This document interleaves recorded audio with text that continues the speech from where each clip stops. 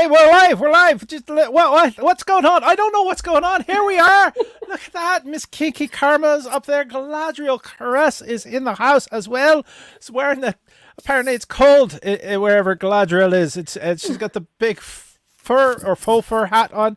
Welcome everybody. Thank you for being here. If you're tuning in, just drop into the chat. Look, Christian Major was already there. It's just saying our bodies are ready. Let's hope the spirit is willing, the mind is willing as well. Wendy Bonbons, yay! Just in time. The fantastic Wendy Bonbons. I actually was on the Cosmic Bonbon show on Sunday. I'm pretty happy. There was a lot of fun. I enjoyed myself. It was good. I don't know why I'm kind of whispering, but I'm whispering because I don't have a fucking drink yet. You're whispering because you can. Because I can. There we are. Christopher Murtaugh is there saying salon, but I'm still pouring the drink from the people who don't sponsor me, but you know what? They know at this point. They know that I love them, and so I'm just gonna I'm pouring some drink in there into a nice big mug, and I'm gonna put in a little bit of mix.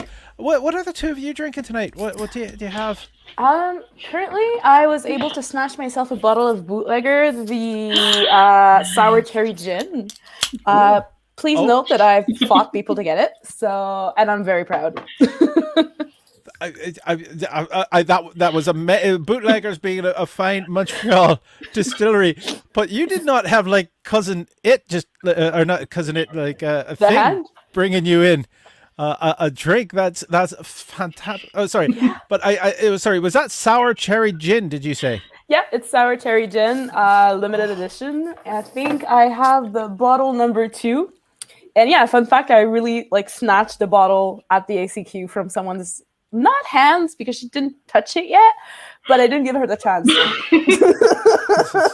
Good. See, when I'm in the SAQ, I'm keeping my distance from everybody, and I'm sort of in the gin aisle, just going move. You're keeping me from gin. There we are. Denny Leger is saying hi everyone. Christopher Murtaugh saying how do I get my booze delivered on a silver platter like Ms. Caresse? Ms. Caresse, I think you need to explain what the fuck just happened. DIY Muggle Guy, if they ain't sponsoring, slap a nondescript label on it. You know what? They're Montreal based. I love drinking it, and more people. I even had the wonderful Miss Kinky Karma has tried this gin. What was your thoughts on this gin? I know Bootlegger is a bit amazing, and I'm not. Mm-hmm. True tea. Breakfast gin. True tea. I didn't like it as a gin tonic, but I liked it on ice. I really, really enjoyed it on ice, actually. And it has the full alcohol content to it as well, so it's not like it's not like a what are they called? There's the lower quality alcohol content gins that you can get. Monkey 47 does one. I'm asked Galadriel a question and then I didn't give her a chance to answer. I feel kind of rude. Evelyn is saying Screech. No, I'm not drinking Screech. And so I was going to say, I think what you were looking for is slow gin, right? Slow gin, that's it. Yes.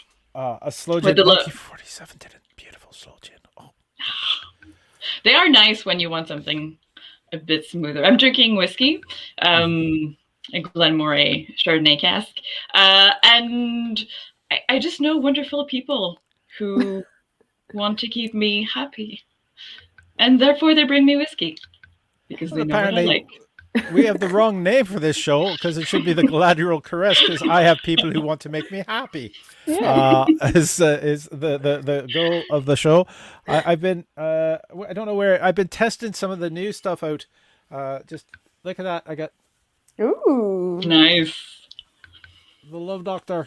Oh, now I have a huge head is probably part of the problem, but the Love Doctor mask is there. Mm-hmm.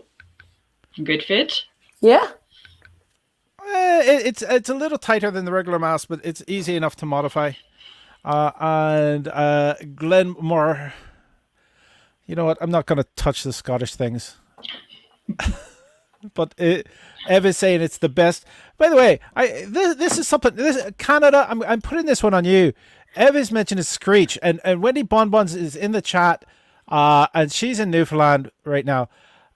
Screech, how do you have a province of your country, Newfoundland, have their national drink or their provincial drink, whatever you want to call it? I've been living in Quebec too long that I'm calling a provinces thing a national thing. The provincial drink of Newfoundland is actually Jamaican rum. Well, did you know the story of Jamaica? Did you know how Jamaica almost became a province of Canada for racist reasons, and why it did not because of racist reasons? No, I've heard the Bahama one, but not Jamaica. So Jamaica. for the full story, because I'm gonna blindly explain it, but for the full story, don't hesitate to watch the Secret Life of Canada, which is a podcast that is amazing on Spotify and any podcast that you can watch.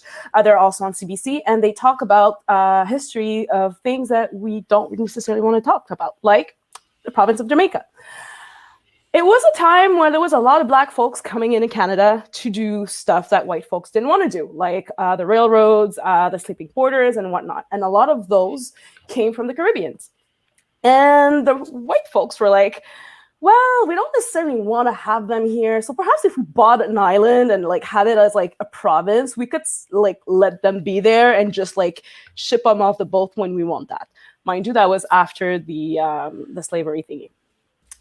But in the end, they were like, yeah, but if we transform Jamaica as a province, that means that they would be Canadians, and we don't want Blacks as Canadians either. So that's why they decided to not do it at the end of the day.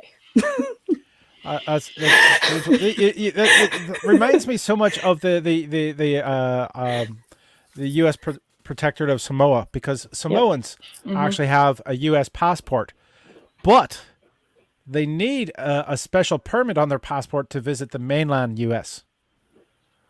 So yep, they couldn't do that because I think the U.S. and Canada are like two different things. I think we're still with the Crown. So, anyways. Sure again, this is badly explained. The history, the Secret Life of Canada explains it really well in better terms.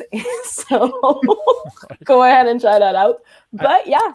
And the real Kai Muse is saying, as opposed to fast gin, bottom tis. Fast gin is usually due to a fast start of the night.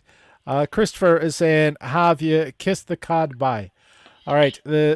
I've been to Newfoundland. I was sort of grandfathered in, so I hadn't kissed a cod. But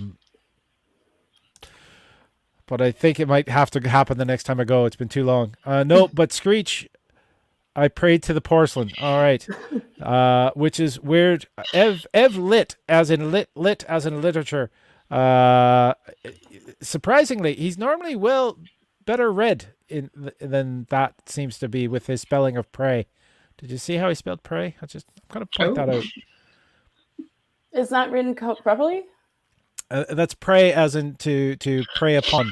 Yeah, wasn't that the point? No, I believe people who kneel down and pray as into prayer. In front of the porcelain. There it is. The real Kai Muse says, is that like the Blarney Stone? It's probably closer than you want to think. That's.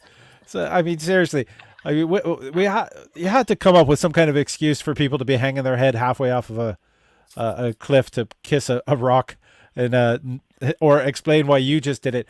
Welcome, everybody. This is the Love Doctor live stream. I should have probably said that earlier. There's so many people. Thank you all for tuning in. We're going to be answering your questions about love, sex, and relationships. I have the fantastic Ms. Kinky Karma and Galadriel Caresse above me here. We will be getting to your questions, of course. I love this pray, but not sure it's politically correct. Exactly. It's the separation of church and state. That really should be happening, Ev. I'm glad that you are paying attention to that. If anyone wants to be asking any questions, you can either ask them non-anonymously here in the chat. Just type them in. Or you can always go to Slido or Slido.com or sli.do. And the event code is TLD42. And you can enter in the questions anonymously. And we will be bringing them on screen to answer for you. This is weird. We've got a couple questions that are in the wrong place in the Slido. So I think we might want to take care of those first. And hi, I'm so happy everybody's. Oh, by the way, we are over halfway to our goal of 50 subscribers on the YouTube channel.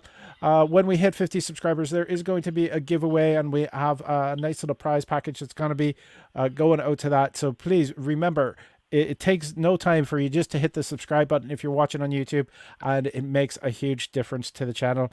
I'm taking a drink. You two are so very quiet and polite. I feel very rude. I'm not being a good a host here. Being an excellent host. Exactly.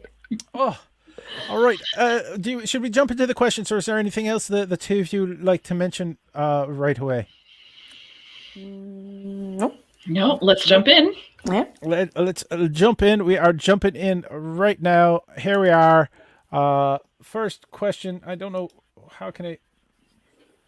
That's it? Oh, yeah. Look at that. It just jumps all full. Is someone with a mustache and sunglasses trying to hide, cover up something sexual? I'm just going to say yes. But Kinky, you're in the hot seat, so you actually get to answer that first. Yeah. I mean, well, anybody with sunglasses has something to hide, whether it's a hangover or secretly looking at the person and like with googly eyes. Googly eyes. All well, right. yeah. I mean, let's face it. I feel that like having glasses kind of gives you the right to stare at someone because you don't know, like the person doesn't necessarily see you being stared at because you have glasses. So I'm like, it's kind of like a small pass if you want to look or like, stare at someone, especially if they're pretty. But yeah, they're definitely hiding something. So you appear less creepy, basically, is what you're saying. Yeah. Or gives you permission to be creepy. I'm not sure if you're saying it's permission to be creepy. It's not permission to be creepy. It's just, I mean, you can bask in the beauty of the person in front of you with privacy and with respect to the person in front of you, I think. Well, I mean, unless she finds out that you're looking at her or him and they don't like it, but then it's another story. Galadriel. I will agree that sunglasses provide like a shield of some kind. It's like some kind of armor. Yeah. And people tend to get a little bit braver wearing sunglasses. As to what they're trying to hide, I would say look below the mustache and the sunglasses to see what are they wearing. This may tell you a lot about where they're going sexually. Now I feel like I'm being judged. Evlet is saying,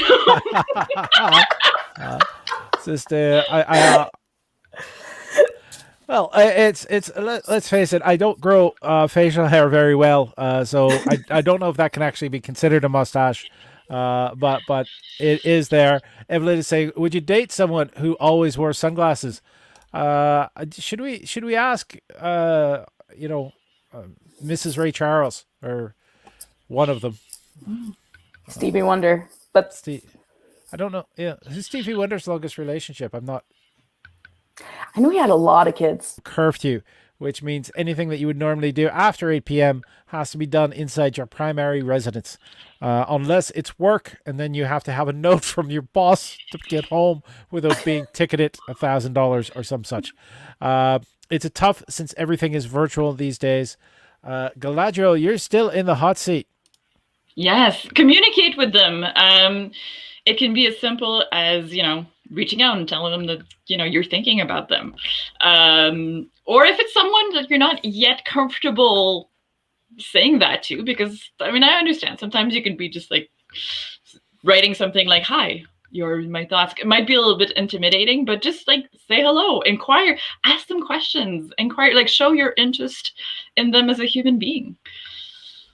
That's a great answer. Kinky. I have one word and it's meme. And if a certain person like actually watches the show, he will definitely feel like I am focusing on him. But yeah, yes, memes. When exactly like Galadriel said, if you don't feel comfortable enough to just say that you're thinking about them or anything like that, if you see a meme that reminds you of them, send it over. You don't need to answer. And they'll see it. They don't need to answer, but they'll be happy and they'll be thinking of you. Memes. Slide into those DMs, but if you're not getting responses, don't continue to slide in. Exactly. The person specified a crush in their comments, so check and see how they're feeling. we need to do that with all of our friends at this time. But especially there's a little thrill to do it with your crush. I've actually been trying to learn French a little bit better, so I can say "je te pense," which No. that was Nice try. C'est je pense à toi, because je te pense, you're just saying I think you, which is kind of weird. Je te pense à toi. Yeah. All right. See, I'm getting better. It's just the fucking Duolingo is all set to people from France, and it's a bad mix for me, obviously. And we're here. Oh, look at this! Winona J. Fox is there. Winona is the producer of the Be Your Own Valentine, which is going to be happening on February 13th. So please check that out. I'll be posting a bunch of stuff about that as well. So all of that is going to be getting done. I'm looking at this. Does the screen look busier than normal? I put some other things up. I don't know if I should, but please remember to hit like and subscribe. I see how many people are watching, and I see how many likes have been given. You pricks! All right, you've been enjoying yourselves. I know that you've been laughing at home. Just there are very few of you been hitting like. The few of you that have hit like, thank you very much. It means a lot to the channel, and it's well, how can I say this to you? Hit the like button. Hit the like button. I mean, financially support the channel. That's great. That's perfect. That's beautiful. Allows me to pay these fantastic people here with me. I don't know if that's a good hand gesture. It looks like I'm saying, "Where's my thumb?" But it's. But I can pay just woo. There we are. No, sorry. All right, but hitting like, see, so look, I put the guilt trip on, and somebody actually has hit like at this point in time. Well, mothers were onto something. We're onto something. Mothers or parents in general, they have a knack of guilting you into doing things. I mean, Evlet is saying, "Wow, all these beauties and the sunglass beast." So I don't know. It should be. Is it sunglassed? Would it be sunglassed or the sunglass beast? Not. English is a foreign language to me. And Christian Major is saying, "Hit subscribe too." Thank you. Yes, hit those subscribe buttons because we're going to be bumping up when we hit 50 subscribers. Anyone who doesn't have a hidden channel will be eligible for winning a prize pack from us. And I don't know if I mailed some stuff out on Friday. I don't know if it's received for the people who won prizes earlier in the past last week and the week before. Those prizes should be out at this point in time. So yes, definitely hit subscribe too. Makes a huge difference for the channel, and hitting that like button just means that more people will see it in their algorithms. More people will have it suggested because people have liked it. That's kind of one of the ways that works, Hi, how's it going? Oh, we have questions. We have yay! Yes. We got a lot of questions. I was a little worried. There weren't that many questions when we started, but there's a whole bunch there right now. So we start at the bottom. The first one: what's the best food to eat out of someone's skin? To eat out. To eat out of. I understand not everyone has English as a first language. To eat out of someone's skin. Burrs and ticks? I'm not sure what would be the best answer. Just, if somebody has stepped on a clove, you might, want to, you could probably try to use fingers or a tweezer to remove it first. But splinters are not really a food group. I wouldn't eat that out of someone else's skin either. no. No matter how much I love them. No, that's not true because I've had to suck a splinter out of somebody's finger before because we didn't have any needles handy. Christopher Murtaugh is suggesting that it's human flesh is what you eat out of someone's skin. Sounds like a little bit of the long pig situation. Next on the hot seat would be Galadriel. What is your take? What do you eat?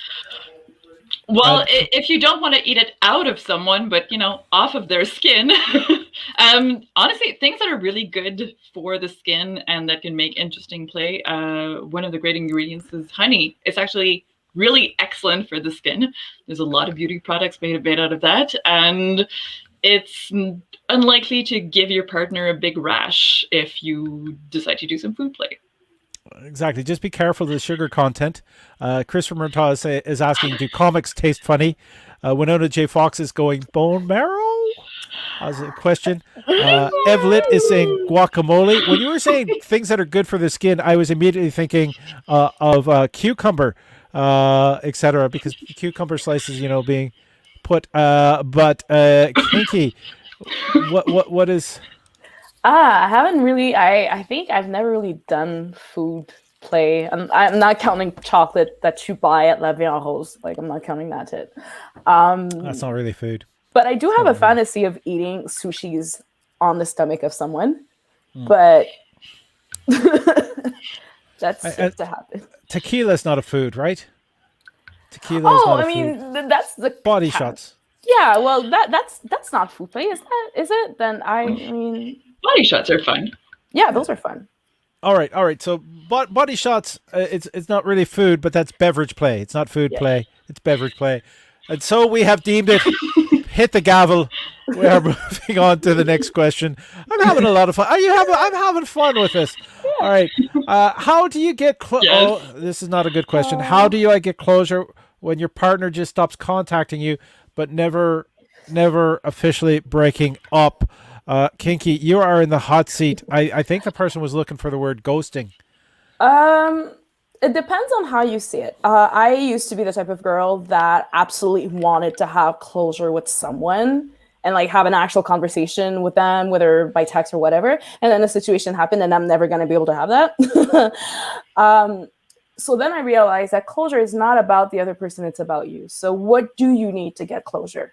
And do you need to send him a text saying that it's over and like leave it at that?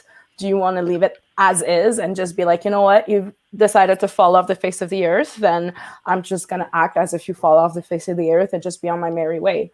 But in the end, closure should always be about what you want and what you need to move on. Incredibly well said. Ghosting, just leaving it in the past. Fantastic. Kinky Karma had the right answer as far as I'm concerned. It's what you need, not what you need to do with them. Galadriel, your thoughts? I'm going sort of in a similar direction as Kinky Karma here. And one thing I'd like to add also is that we often see closure as something that will happen in a discussion with a person, regardless of the situation. And I think it's really important to learn that these conversations may never give you what you're looking for. So again, if, as Kinky Karma was saying, you reframe closure as something that you will create for yourself, try to even see if you can achieve it without even contacting the other person. This might actually be stronger because in many, many cases, sadly, the responses that they'll give you will not give you the closure that you're seeking. Exactly. Daniel Leger is saying, if someone just ignores you, they don't deserve your attention. We had a cat on screen, which I think woke up Denis Leger, which also meant that we had won the internet. Yay! We've won the internet. That means you should press like. There was a cat on screen. Yes, my cat wanted attention, and now that it had, it decided to leave. And if you're comfortable with sharing this video, please share the video as well. We're doing all the things we can to help the algorithm because we have we do content that is not generally. How can we say, when people put burlesque in the description, there's a lot of times that the algorithms tend to bury it a little bit. It's not muggle friendly. Exactly. But I believe that what we do is good for all, that other people need to hear this. The other thing is, the other part of that, ghosting people is pretty shitty. I just want to point out the other half of that conversation.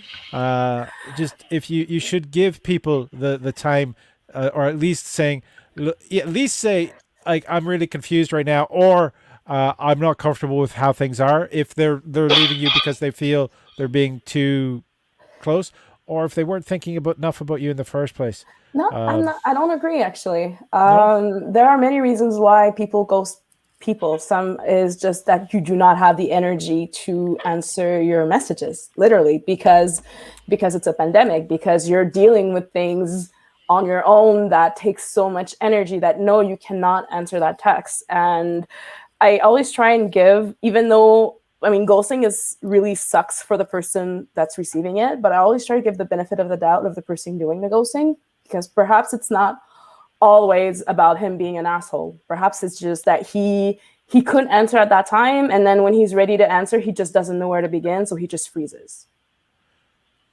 Point taken. I believe I learned a little something there. The Rio Kai Muse is saying sometimes just closing the door for good is the best closure you can get. Agreed. A lot of the times, some of the times when people are ghosting you, it's because you deserve better. Christopher Murtaugh saying not muggle friendly. Sounds like my kind of content. Welcome to the Love Doctor live stream, Christopher. I don't know if you've ever heard it or seen it before. Christopher's one of our best people to have. If you do like non-muggle content, I would strongly suggest you to go buy a ticket to Winona's next production. That is not going to be muggle friendly. And we are also doing a 12-hour, the Trick or Tease telethon team is coming back as well for an event in March. So the next 2 months, we're going to be having things happening for everyone to enjoy in a non-muggle friendly way. Did Galadriel get her name from Lord of the Rings? Okay, I will share this, and some people know this inside and outside of the burlesque community. Galadriel Caresse is actually on my birth certificate middle name. So nice. That is so cool. While it is from Lord of the Rings, thank you, hippie parents from the 70s who thought that it was just the perfect middle name to give their child. I've had extremely interesting interactions about that, like recently talking with people younger than I, at some point looking at me and saying, but how can that be your middle name? The movies came out in 2000. And I had to have like some sweet summer child moments. I haven't read the books, but I know there are books. People read. Can we just have a moment of silence for the future? I have words for you. We were talking about memes earlier, and I saw one today about someone showing up to probably the United States to buy beer and being carded. And the person looks at their ID very quickly and says, like, okay, it's fine. I saw the one. What do you mean the one? Well, 19. This is where we are, folks. No. I refuse. No. No. Is this a bad time to mention that I was born in the 60s? Evelyn is pointing that cool isn't about drinking, but that cool is about your birth certificate. Evelyn is saying books written in the 40s and 50s, partially to do with dealing with the grief of his son who passed away in the First World War. Yeah, if I remember correctly. Tolkien is a problematic fave actually for a lot of people. Because I mean, he was for apartheid. Because I mean, he's from South Africa, so yeah, problematic faith. The next, I did not know that. Look at me saying lots of historical things, but yes, Tolkien was actually in South Africa, and a lot of the orcs in the first version actually, the way it's depicted is actually to depict the black people over there, and he was for apartheid a lot of basically all of his life. So, but that's the thing though, was people who wrote books at that time, just like Lovecraft, is that as much as they're problematic, we need to understand that they're products of their times. And at that time, apartheid was actually a pretty good thing for white folks. I mean, not for the people looking at me, but I mean, get the joke. All right. DIY Muggle Guy says now they need a second drink. I'm agreeing with that one. And sorry, guys. Tolkien was also good friends with C.S. Lewis. Mm-hmm. Yeah. So I'm just wondering how much psilocybin mushrooms did Tolkien actually take? The fairies dancing around the rings and such. All right, we're going to go back to the questions as we talk about whether or not he was using that to fight depression. All right. What is my favorite song? Galadriel, you're in the hot seat. What is that person? I say your favorite song should be the one that you wake up with in the morning. Yeah, I don't know. I'm a strange person who will wake up with a song in my head most mornings. Some days they are wonderful. Some days I'm like, oh, okay, I don't know why my brain went there, but I'll usually put it on, and that will inform that day's music choices. I hope the person who asked the question has a similar process. Kinky, do you have an answer to that person's question? What is my favorite song? When? I don't know how do you feel? I mean, you're talking to the girl that like in her favorite playlist has Bach, Beethoven, Dolly Parton, and like a bunch of old Haitian compas songs. So, I mean, whatever floats your boat at the moment that you're experiencing right now. The earworm that doesn't drive you mad, and the one that has your toe tapping, that's your favorite song.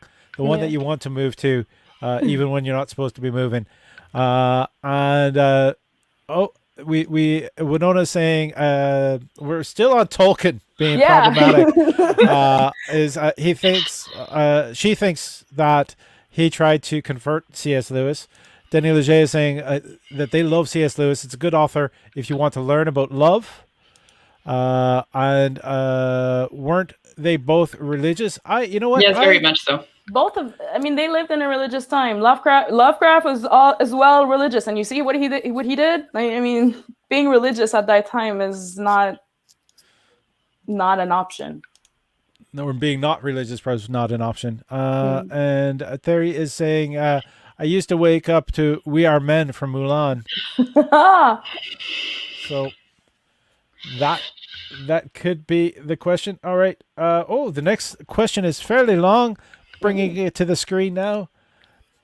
Whoa, this is just the first date. I had no intention of doing anything other than an external massage, but wasn't sure how to bring that up. Any advice? I think that statement kind of puts it well, but Galadriel, you're in the hot seat. I think it all boils down to two things. Where do your expectations come from when it comes to a first date? Do you have some rules? I don't know. I feel that some people still have extremely rigid rules, like those old school rules about what you're supposed to do on each date. I say work with your instinct, or maybe you're just not comfortable doing these things. That said, and depending on what kind of external massage we're talking about, sometimes things will get heated, and it's essentially for you to decide, do I want to keep the heat of the moment, or decide extremely consciously, you know what, this is excellent, I've had a really good time, and I'm going to leave now. Yeah. Ms. Kinky Karma. What's the question again? The actual wording of the question is, whoa, this is just the first date. I had no intention of doing anything other than an external massage, but I wasn't sure how to bring that up. Any advice? Besides just telling them, or besides just asserting your boundaries. But again, a disclaimer, in a case where you are in a safe environment and the person with whom you are is a safe person that will respect your boundaries, just say your boundaries. Like it's kind of like polyamory and polyamorous couple looking at like love stories. A lot of shit could be resolved if people talk. Yes. I mean, if you talk about, just talk. Just tell them that's your boundary. Perhaps they might even find it sexy and be like, "Ooh, let's milk this moment for all it's worth. It actually happened," and like continue the teasing moment. But if you don't say anything, well, closed mouth don't get fed. Then again, if you say stuff and he still continues, then you know that that's not the type of person that you want to hang around. At the same time, I have my set boundaries, and I've had different reactions when things sort of are heating up, and I'm going, okay, I sort of have this rule that I don't want to like move on to more physicality than what we're experiencing right now. not the first time to we're together.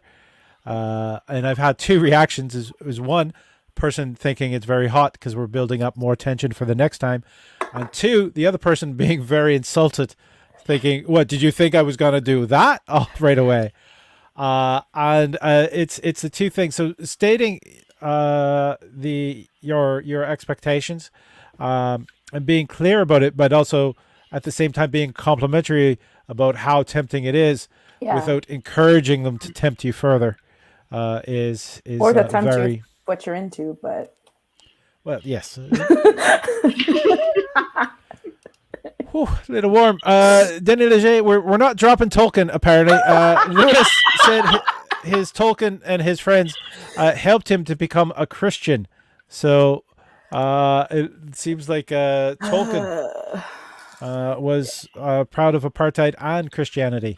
Well, apartheid and Christianity goes together. I mean, we're talking about a religious people that said that I don't have a soul, hence I can be used as cattle slaves. So Evelyn is saying, "Are you kidding? It cost me $100 for an external massage." Yeah, but you can get insured for that, depending on the job that you have. True, you can have insurance pay for that, Ev. So thank you very much for keeping the economy going in such a manner. Circumstances like that, expectations are clear, and we hope you're getting good service. Yeah. All right, I'm already finished my first drink. This has been that kind of show. We are moving on to the next question. I just got food delivery, and the delivery guy said, "I think this is the 10th time I've delivered you food. Was this a compliment?" Yes. Yes. Because that means you're memorable. Galadriel.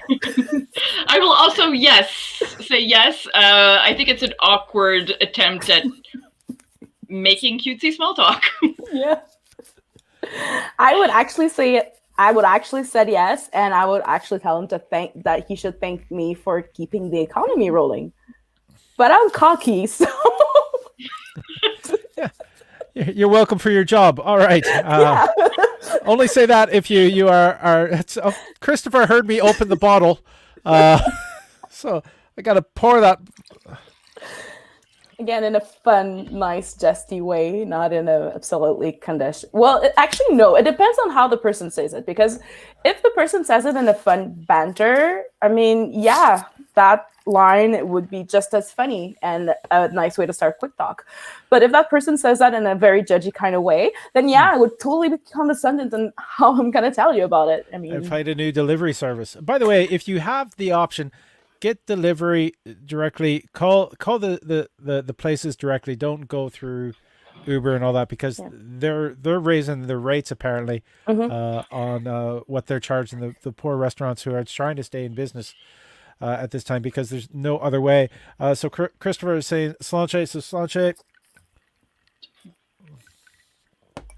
There we are. And Christopher, see, look at this. This is Christopher on YouTube, but this is Christopher on Facebook saying, "Who delivered the food all the other times?"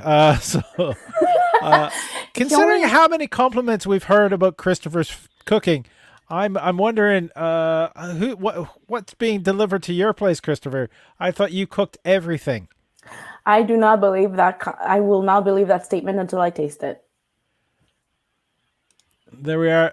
Those are handsome Christophers. We've got a match set, is the person complimenting himself has said. There is.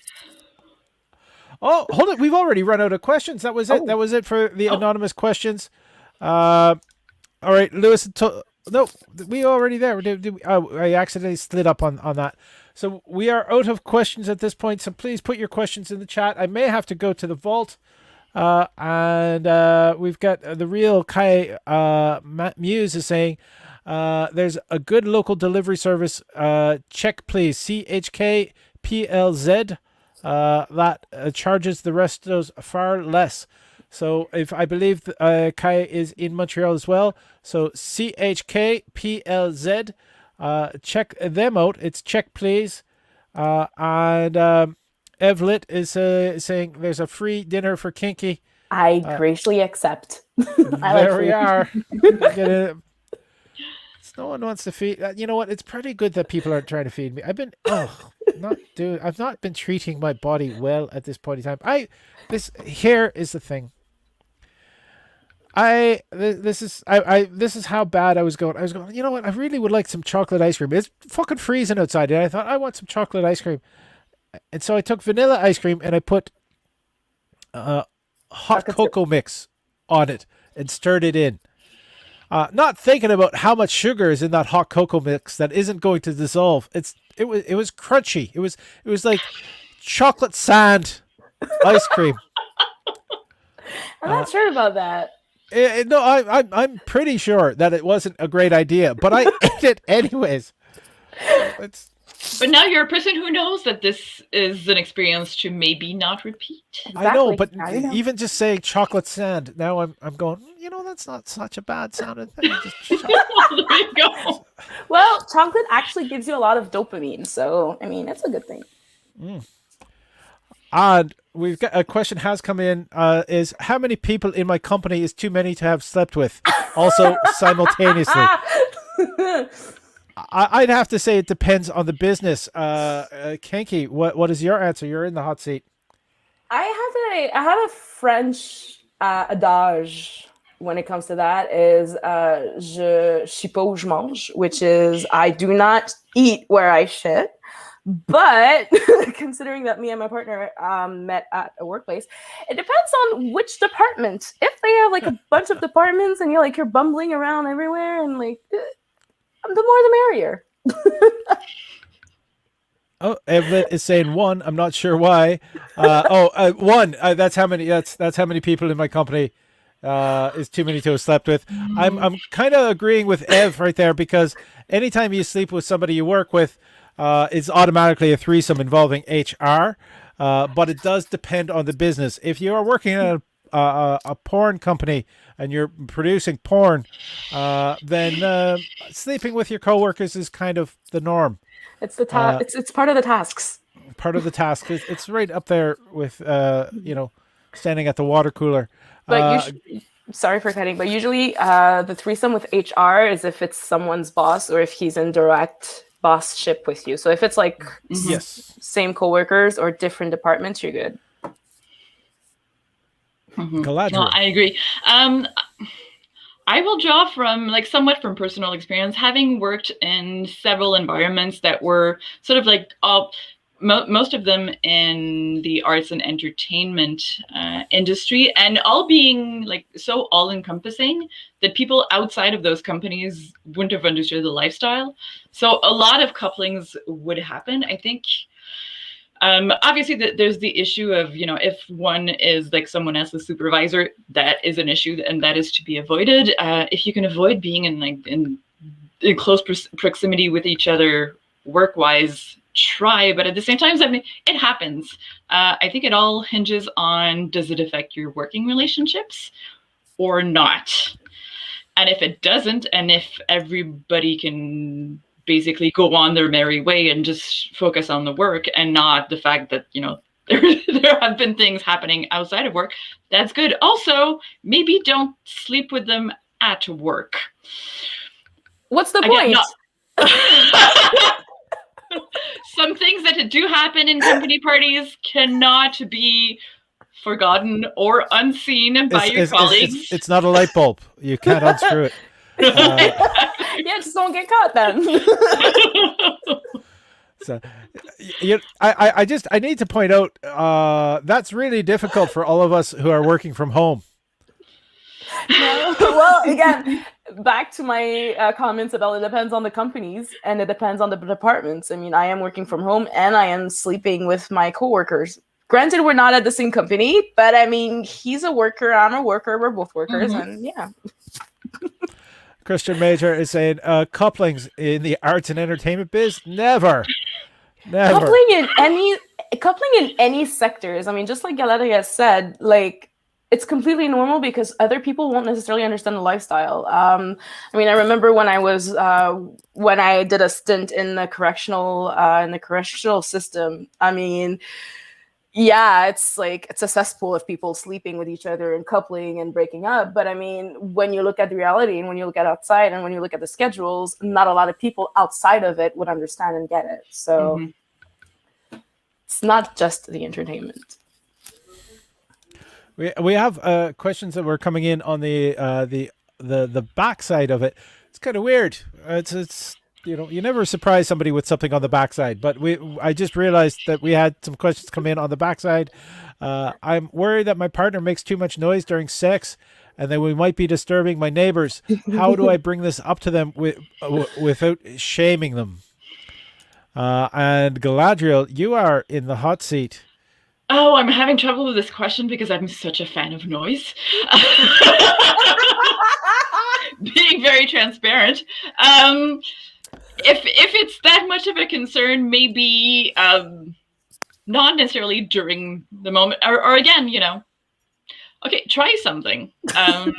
Challenge them to be super, super, super silent and see if that can heat things up or not. I think the idea is to keep things hot and interesting and not go into oh, noise is bad. And also, you should be focusing on your partner and your enjoyment and maybe not so much on your neighbors. Sex is something that happens, and who knows? I mean, maybe your neighbors are extremely jealous that you're getting some.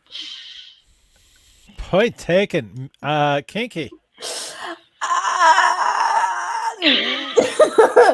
I mean, I'm on the Galadriel side when it comes to noise. I love making noise. I forget where am I when you bring me into that zone. So I actually had that situation once upon a time. And I think the best is just to tell them that the problem is not you making noise and that they actually like it, but what they are afraid of or what they are anxious about is the looks, the stares, or the attitudes of the other neighbors at what happened. Especially if there is a complaint that was already put to the landlord because you guys are already making too much noises. But yeah, just if anything, just blame it on the neighbor. The neighbor's not gonna be there to defend themselves.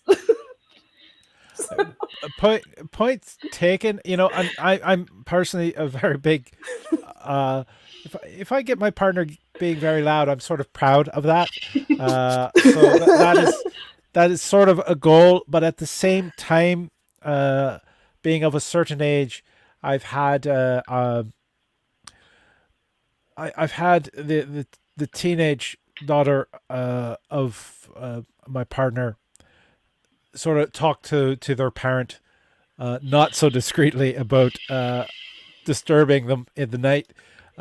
So I can appreciate the need for quiet at certain points in time, and I don't think it's a shame thing whatsoever. And I'd also like to point out that you can, on Amazon, as much as I don't want to give Bezos more money, you can get soundproofing panels for about $12 that would cover a good chunk of a wall. Yeah. So, that could help if you're living in a place with thin walls. And it's not about just being silent. It's just about lowering the noise a little bit. So turn down the decibel a bit. It's also the struggle not to make noise can also be very arousing. Yes, and just approaching it the right way. Galadriel. I was going to say, to add some nuance, to me, there's a big difference between noise that might disturb a neighbor or another occupant of the house or, the dwelling itself. That's a little bit different. Again, being a parent, side note, it's so funny when people ask me oh, you're Montreal's magical MILF. Do you have children? No, you don't. You have pixies. You have pixies in the house that makes messes, and they're just there for you to have some entertainment. But no, and I think that's if you're going to be around children or sharing a dwelling with them, that's a skill to develop. Because I agree, there's something about not hearing. No kid wants to hear their parents getting it on. None of them. No. I don't know. There's no scarring, but that has been bitten into several times. Consensually. My pillow. The pillow is there. Evelyn is mentioning apologize to the neighbor and ask if they can do an impression of the noise. Or if they bring up, they heard something. Just what was the noise? What was it like? No. Oh no, that's not me. Just deny. Winona J. Fox is saying ball gags. Yeah, but they only ball get gags. you so far. Could you repeat that, Kinky? They only get you so far. Like it doesn't cut the noise. Exactly, and they do increase the drool, which is. Yeah. I mean, you're welcome to try. All right. No, that's not it. All right, bringing up the next question that we have here is I have this friend. Oh, that's always a bad way to start a question. She's pretty special. I wish I could figure out a way to let her know that I've had a crush on her for some time. All right, it didn't go as badly as I thought it could. As soon as somebody starts talking about their friend, communication is key. If there's a reason why that part of you is afraid to admit that you have this crush, there may be a reason why, is because deep down you don't believe it will be reciprocated, and you're worried about ruining the relationship. And it comes down to the chance of destroying the friendship. Christian Major, sorry, is saying, I don't know, but words are probably the best way to do that. You might also ask them for advice on how to approach a crush, and then see if they catch the hints that you're dropping. But let's face it, games are for children. Words are for adults. Galadriel. I'm always a huge fan of communication. I think, honestly, there's a few factors that come into play. Is it a crush that you think might lead to something? If you admit to the crush, do you think that it might negatively affect the friendship? That will obviously depend on, what you choose to do. Also, why do you want to tell them about your crush? Is it something that you think will make them feel good? Is it just to, get real closure for yourself, but it might have a negative effect on them? So take the time to ask yourself these questions and find the answers. And after that, the best way, honestly, is just to be direct. It might be, I agree, a difficult thing to bring up in voice conversation, but I've always been a big fan of texting someone something that feels a little bit risky, and then you throw your phone at the end of your arm and you change, you move, you get away from the room, collect yourself, and then get ready to whatever the response may be. It may be good, it may not be, but you'll never know until you say something. All right, Mark Brennan jumped in saying testicle jokes. I'm not exactly sure how that applies. I might need to read that question again. All right. No, I don't see how that fits. Other than crushing. No, that's not good. Kinky. I'm going to go directly in an opposite way of you guys. Okay. So take under consideration that you have done the thinking that the love doctor and the Galadriel Caresse said, yeah, you want to move forward. You want to see where it's going. Ask her on a date. Mm-hmm. Ask her. Well, or and again, it depends on the relationship that you guys have. You could just do it high school style. Remember when we were in high school, we would do a little poll. Would you go out with me? Yes, no, maybe. Just send it over and de-dramatize the situation. Yes, it's a crush, but it's not the end of the world. And the more you're going to put an emphasis on it, the more you're going to put yourself some pressure, but you're also going to put pressure on the other person. What happens if the other person also has a crush, but they're like, dude, I don't even know if that's serious, and you're already coming at me without, So first things first, ask them on a date, something casual, and then see how that relationship and how that builds up. And again, if all else fail, just do what you did in Segregator 6, write her a paper and just ask her. Or him. There we are. Please remember to be hitting the like button on this. I think the next question is going to I'm not sure exactly where this one's going. Kinky, you are in the hot seat. Okay. What's the difference between saying on a dating app that you don't want to date someone shorter than you, or saying you don't want to date an overweight person? There's not a difference because it is your preferences. Are your preference problematic? Yes. F yes. Who am I to judge? No one. I mean, best case scenario, you know what you want. Are you going to be missing out on a lot of people? Of course you are. But if you're willing to just do that, then, I mean, knock yourself out. And that way, by being dishonest, you'll be able to save a lot of people a lot of misery, including yourself. Agreed. It's a physical preference, but if you're only there for the physical, then that kind of says a little bit something about you. I think Mark Brennan is oh no, I think all right, he was suggesting like testicle jokes being a bald gag. That was a slow burn, Mart. That was a very slow burn. Thank you very much. Anyone that's watching, please give a like. Do it for Mart at that point in time. But yeah, if I mean, some people do have their physical preferences, but if they're not willing to get to know a person just because of the physical preferences, then that is the problematic part. Galadriel, your thoughts? I'd say take a second to ask yourself why exactly you have those physical preferences. There's a lot of influence by mainstream media that we should only be attracted to a very, very narrow definition of what human beings can look like. And that's problematic in and of itself. So, I'm not going to tell you not to have your preferences. You do whatever the fuck you like. But at the same time, just ask yourself some questions. Dig a little bit deeper. Because sometimes you may find out that you're like hanging on to outdated ideas or things that are so incredibly superficial and that keep you in a place where you're not necessarily happy in life. Good answers. Here we are with, please remember to hit the like button. I see how many people are watching. We've only got about a third of the people have actually hit like. So hit that fucking subscribe button as well. Hit the like button, and also if you see running along the bottom, that's how you can donate to support the channel, and that money gets split between me and these two fabulous performers above me. I feel like I'm doing some kind of weird 80s dance, but it's all if somebody can make a little gif of this just nonstop, there we go. That'd be. You remind me of this TikTok person that I follow. She's amazing, and she does like things with her hands, and it's like. Is it Winona J. Fox? She's amazing on TikTok. No, no.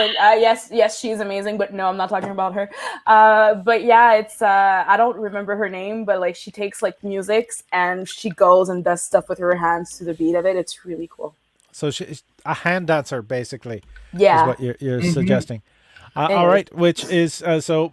Just go to TikTok, and eventually you'll see this amazing hand dancer. Yes. And don't worry, China is only watching everything you do. If it's not China, it's going to be the United States. If it's not, it's going to be Justin Trudeau. I mean, come on, guys. or Google, or Jeff Bezos. All right. Having your upstairs neighbor text you afterwards. Well done. Good show. Should I charge an admittance fee? Galadriel. Yes, absolutely. Send them a PayPal link and ask them to donate. But before doing that, make sure that your partner is aware and you split the cost. And Bridget Kang is saying, hi, beautifuls. Welcome, Bridget. A little late to the show. And I'm saying, I think, accept the thanks as well. But you're right, true. That is true. Exposure doesn't pay the rent. So if they're willing to tip, take the tip. Just the tip. No, what?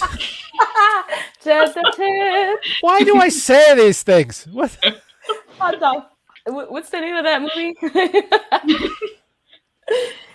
Was a Wicked Club member and was sad to see them close. I have yet to see anything replace it. Is there something similar that we can join post-COVID? I think post-COVID. All right, I had somebody point out to me that after the pandemic of the 1920s, the 1920s pandemic, Afterwards, we ended up having the Roaring Twenties. We had speakeasies, we had the flappers, we had a lot more promiscuity than had been happening ahead of time, and I think it's kind of being bottled up right now. And then afterwards, we're going to go out again and have the Roaring Twenties once more. I think that's a possibility. Christopher Murtaugh saying they should about the upstairs neighbors, they should chip in for sure, even if it was enjoyable. It was a lot of effort, being paid sweat money. Henny Youngman wants his joke back. Oh, my tip. All right, Mr. Tip. That is, it came out organically. There is, I believe that we're gonna. I know I'm gonna be a fucking hug slut afterwards. Consensual, please don't surprise me from behind. But I want to be out there. I'm gonna be touching people. Like in the 1920s, cocaine and alcohol, where it was illegal, both became very big underground kind of drugs of people's choice to enjoy. I don't know if that means MDMA is going to be, people are going to be enjoying sensation so much. I agree with you, Kinky, with the fact that you're wincing, because I find that as a very dangerous. I'm wincing because back when I was young and stupid and like studying to become a counselor, I had a toxicomany class, and basically MDMA, until it is legalized, and I am for legalizing all drugs. Until it's legalized, you never know what's there. I don't care if you're telling me that your doctor's doing it or it's a doctor that's prescribed. No, the labs are disgusting. You do not know what's inside. And basically what it is a Russian roulette that you're taking. And when you're going to the ER cannot do anything but just wait and see what's going to happen. So, yeah, because you never know. Anything that you buy that's not properly produced, you have no idea what is in it. That is true. But MDMA also has probably the greatest anti-ecstasy / MDMA message I ever had. Was I was dating a young woman who used to regularly have sex on MDMA, and the thing is, the first time she had sex on it was amazing, but with the nature of the drug and how it burns out the serotonin receptors, meant that it was never as good after. Mm-hmm. And I was in my 20s, she was in her 20s, and she was saying, I know that through the rest of my life, I'm never going to have a sex as good as I had then. And it's never going to be as good, and let alone ever have the chance of having it better. And it's not just about the sex, guys. It's about a lot of things, like all kinds of happiness. Stay away from synthetic drugs. Unfortunately, until it's legal. And when it's legal and we know what's in there and it's like regulated, then knock yourselves out. I might be the first one want to trying to see what's going on and what the hype's about. But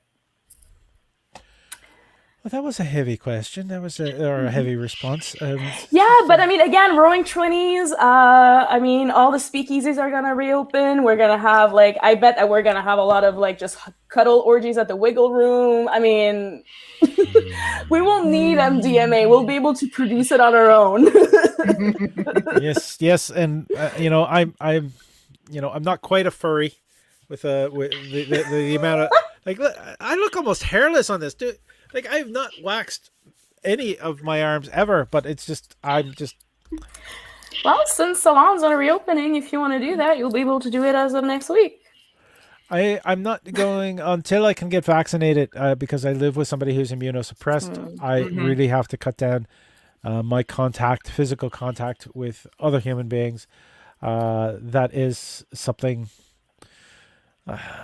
to be aware of. Evlet has jumped in to say, to make old people smile, say Quaaludes. Quaaludes, Ev. Ev is the old person being represented by this question. Christopher is saying, totally support full legalization, regulation. Fentanyl is incredibly dangerous and can be in anything that is unregulated. That is a definite and scary truth. That's the new opioid crisis right now. And besides, for the people who are conservatives and they're like, oh, drugs are bad, think about all the money we're going to be able to do with it. All the money that we're not having because it's in the organized crimes and shit. It's going to be ours. Kind of like pot. I mean, we'll be able to pay our debts with that. Come on, guys. I do have to say one of the amusing legalization of pot stories that came out of Quebec actually was when the province of Quebec the pot stores ran out.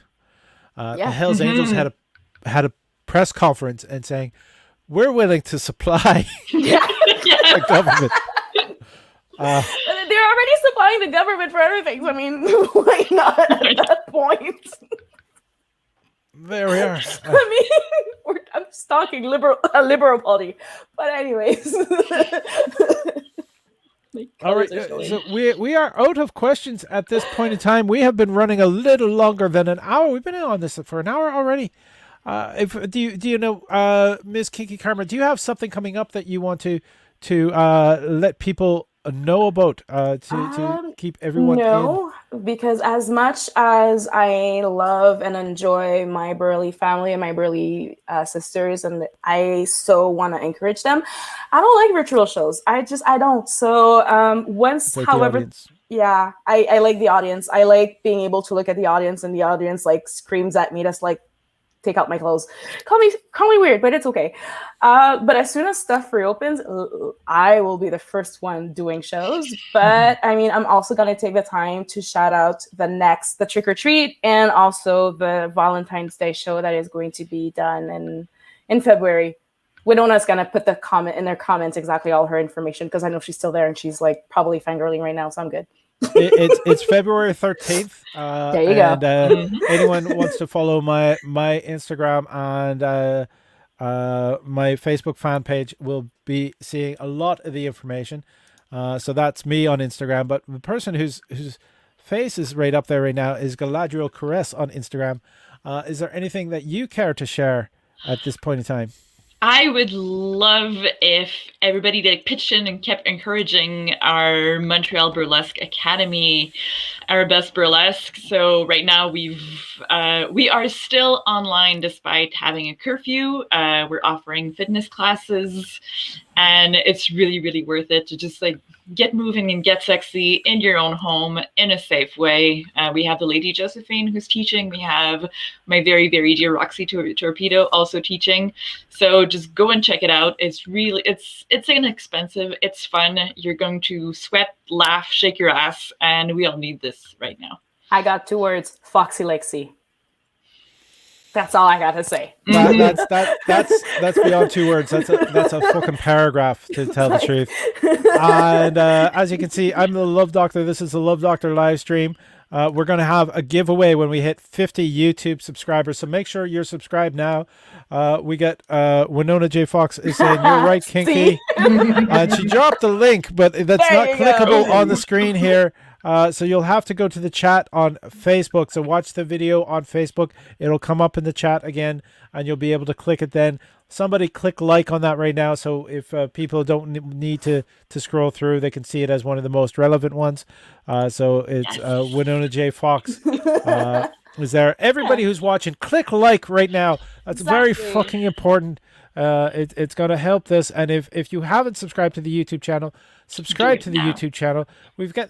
What do you guys think of this trio head thing? It's just. I like it. It's fun. It's fun. We look a little bit like political pundits, but we can be sexy pundits. Art is political. Let's face it. It really is. But we're the best political ever because we're us and we're in Montreal and we're Montreal artists. So, I mean. Oh, hold it. We've had a couple questions in. Are we extending this? We're going into overtime for these extra questions? Yes. All right. Let's bring up the questions. Where did it go? It's. I saw it was there. I had an old colleague who told me you should date someone half your age plus 7. That would mean I date 23-year-olds. Is that still a thing? No. Well, yes and no. I mean, I've watched Surviving R. Kelly, so the concept of age is nothing but a number. Applies as long as a person is consensual and is able to give consent. So yes, 23-year-old, yes, 16, 17, 18 years old. I'm like, I mean, we all remember who we were when we were 18. We're young and dumb. But yeah. Yeah, I'm gonna, yeah, just I don't look for a name, don't look for a body part, look for a person. Yeah. That's just it. I just shrugged. Yeah. Look for a person. Aging. Yeah. That DIY Muggle guy has just brought up a very good point. They said I clicked like already. I can't punch it any further than that. Yes, you can unlike and relike it. Well, actually, what you can do is in the comment section you can click like, or you can leave a comment on in the video as well, and you can like other people's comments. That's another thing that show that people are engaged with the video and that they are enjoying it. But thank you, DIY Muggle Guy, for reminding me of that to tell people. And I believe we have finally hit the end of the questions, including one that involved math. No. No? This pretty head does not do math. I have a boyfriend that is an accountant for that. I don't do that. I do other things, but not that. Sorry. And I'm not ashamed. All right, everybody is different. Yes, Galadriel, thank you. Save me from this. To keep going on the math age question, I know one principle that's really important to me is I've had it called campfire rules. Basically, you whoever you're dating, you should leave them in either as good of a state or in better state than when you first met them.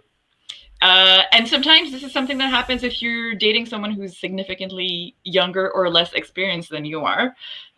You might be getting a lot of validation from them because they literally don't know any better.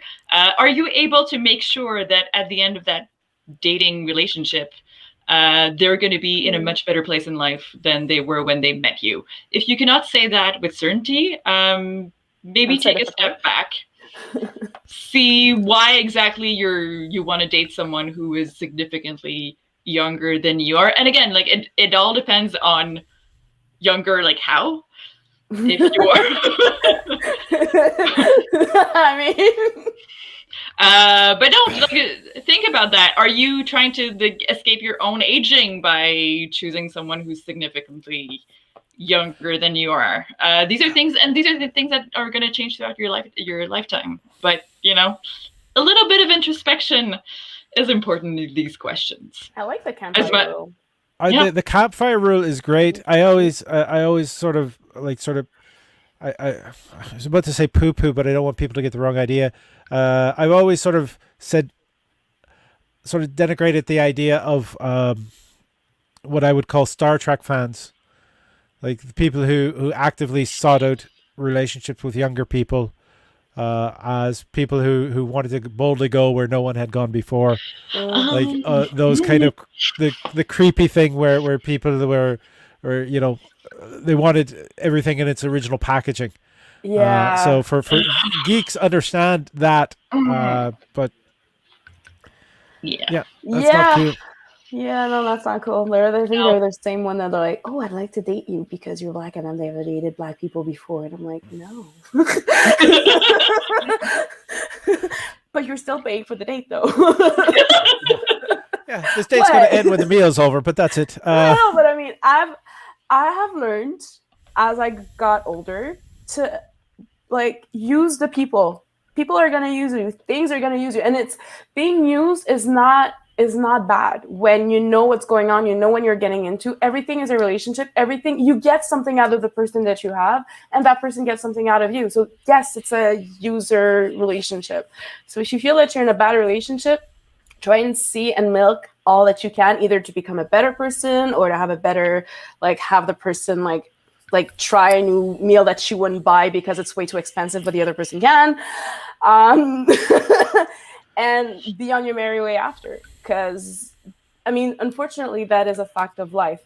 Human people are social creatures, but we are social creatures that we are each other's tools. I personally, I mean, I have a little if somebody is going to fetishize you for who you are, who you innately are, mm-hmm. I wouldn't be secretive about why you're manipulating them. Exactly, though. That's the So, thing. so you know what? If you've never dated someone like me before, but I've never dated somebody who could take me to this restaurant. It's a win-win situation. right. At that point, you're making it very clear that it's a transaction. Yeah. And if all parties are concerned are comfortable with that, then that's the thing. But to do it without, expressing it is. Well, that makes you the difference between being a good individual and someone who's not. Someone who's good will be able to step forward, will be able to put their boundaries, will be able to just be straightforward. And usually those people, when they're telling me that like they've never dated a Black person or a minority, they're not saying it as a way to fetishize. They're just like, I literally have no idea what I'm doing. No. I'm scared shitless. And like the last part of courage was asking you to bring you on a date, and here we are.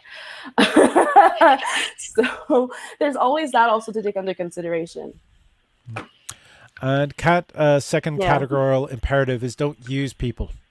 Probably the best thing that Kant has ever said. I'm not up enough on all my philosophy, but that's a damn good thing to be said. Yeah. Mm-hmm.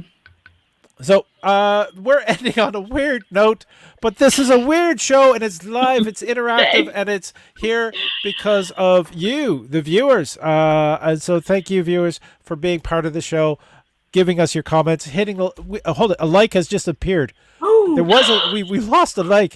How the fuck did we lose a like? I'm sorry, I retract everything I said. No, never. No, I'm kidding. So we're all here. We've all enjoyed it, and hopefully we'll get that like back. Anyone who has not liked, because it's still less than half the people watching have pressed like. The real Kai Muse is saying it's a good kind of weird, and that is the good kind of weird that we need, because we have open discussion. We have different opinions on things, but that's fine. We don't need to yell at each other or pound each other with inobvious statements or gaslight or any other kind of fucking thing. We can agree to disagree, and we can still have a good time with each other. And we love you, the audience. We love being able to do this. So don't forget to fucking donate. Like it's coming here. It's like there. It's there. It's going along. That's it. Donate to the channel. That money gets split between all the artists that you are seeing on the show here tonight. Daniel O'Shea is saying, "Good show tonight. I am the Love Doctor. I love you all." A big thank you to Galadriel Caresse and Ms. Kinky Karma. Please be safe. Take care of your health, and tune in next week at 9 p.m. for the next Love Doctor live stream. Ciao.